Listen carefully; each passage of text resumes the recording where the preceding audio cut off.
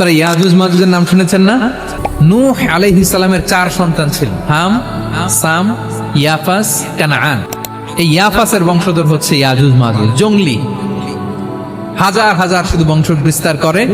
তারা এসে লোকালয়ে মানুষের উপর আক্রমণ করে, তাদের গবাদি পশু এগুলো ছিনিয়ে নেয়, ফলমূল খেয়ে ফেলে।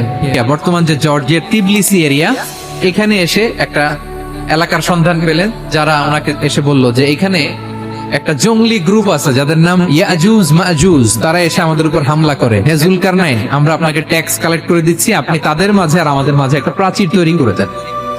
তো জুলকারনাইন বাদশার কাছে যখন বিচার দেওয়া হলো, উনি বললেন ঠিক আছে, তোমাদের ট্যাক্স দেয়া লাগবে না, তোমরা শারীরিক পরিশ্রম করে আমাকে সাহায্য করো। তো উনি বর্তমানে হচ্ছে এক পাশে কৃষ্ণ সাগর, ব্ল্যাক সি, আরেকদিকে কাস্পিয়ান হ্রদ বা কাস্পিয়ান সাগর, এর মাঝখানে 1200 কিলোমিটার লম্বা মাউন্টেন রেঞ্জ, পাহাড়ি এরিয়া। এইখানে দুই পাহাড়ের মাঝখানে ফাঁকা জায়গায় তিনি বড় বড় লোহার বাঁধ প্রথিত করলেন, গেড়ে দিলেন। এরপরে তামা, সীসা গালিয়ে বিশাল একটা ওয়াল তৈরি করলেন। এটা জুলকারনাইন উনার বানানো ওয়াল বা ড্যাম, প্রাচীর। এখন আর ইয়াজুজ মাজুজ আসতে পারে। তো জুলকারনাইন তিনি বিশাল এখানে প্রাচীর তৈরি করে দিয়েছিলেন, এবং প্রাচীর তৈরি করে দিয়ে তাদেরকে বলেছিলেন যে যতদিন আল্লাহ তাআলা চাইবেন এটা থাকবে, এবং যেদিন আল্লাহ তাআলার আদেশ আসবে এটা ভেঙে খান খান হয়ে যাবে।